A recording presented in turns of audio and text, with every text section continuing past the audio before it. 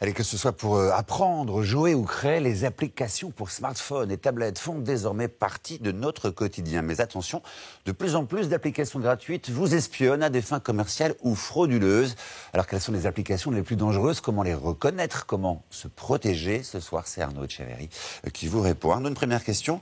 Quelles sont les applications à éviter? Alors, pour la société Pradeo, qui est un éditeur de solutions de sécurité, une application sur 4 est considérée comme malveillante. Malveillante, comprenez piratée ou contenant un virus. Alors, la plupart sont gratuites et ont été téléchargées sur des plateformes non officielles, c'est-à-dire autres que Google Play pour Android ou Apple Store pour Apple. Ces plateformes, et c'est tout le problème, sont moins contrôlées, voire pas du tout contrôlées. Parmi les applications les plus vulnérables, on retrouve le plus souvent des jeux. La sortie de GTA l'an dernier avait provoqué l'apparition de dizaines de copies frauduleuses. On retrouve également les applications qui vous facilitent la vie, appli météo ou géolocalisation.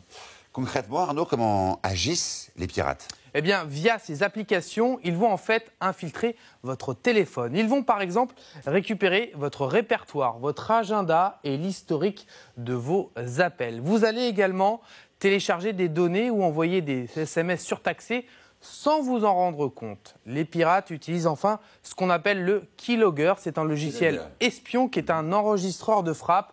Vous tapotez sur votre smartphone ou votre tablette. Tout cela peut être enregistré pour être ensuite exploité.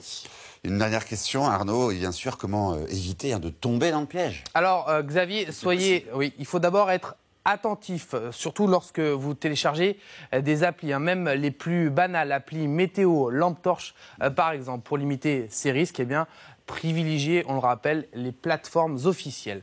Bien vérifier également les logos. Un exemple, au mois de mars dernier, cette application qui ressemble à celle de Pôle emploi, c'était une fausse.